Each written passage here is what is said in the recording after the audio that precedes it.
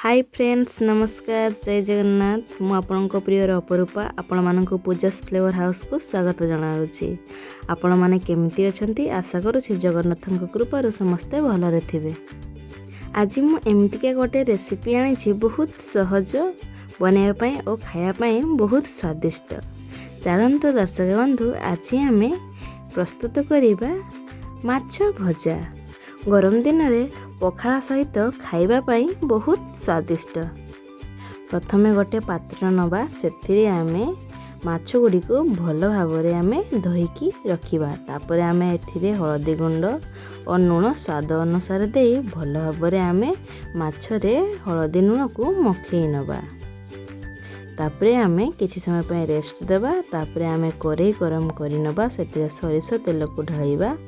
सरिष तेल गरम हो आसला परे सेथिरे आमे मेरिनेशन कर रखिथिबा माछ को पकेई नबा।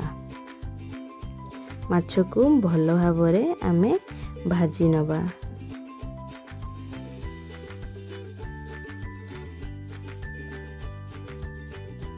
माछ को आमे लाल करी कड़ा करी आमे भाजी नबा। तार गोटे स्वाद अलगा। वर्तमान आमर माछ भजा प्रस्तुत हो जाइछि। तापरे आमे माछ भजा गुडी को काढी नबा।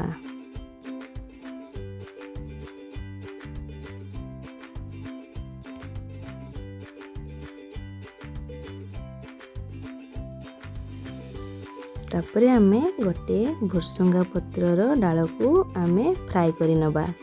आमे ताकू नै कि माछ सहित रखी दबा।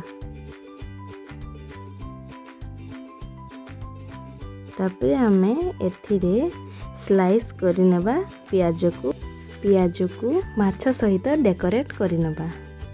कंसाए पखाल और माछ भजा सहित पियाज खाईदेले आत्मा शांति हो जाए। आपण माने घरे निहाती थरे माछ भजा रेसिपी को ट्राई करिवे और मते कमेंट माध्यम जणाइबे केमिति होइतिला और केमिति टेस्ट होइतिला। आपण माननको जदि मो माछ भजा रेसिपीटी भल लागि थाए तेबे लाइक शेयर कमेंट सब्सक्राइब करबा को जमारो भूलिबेनी। जय जगन्नाथ।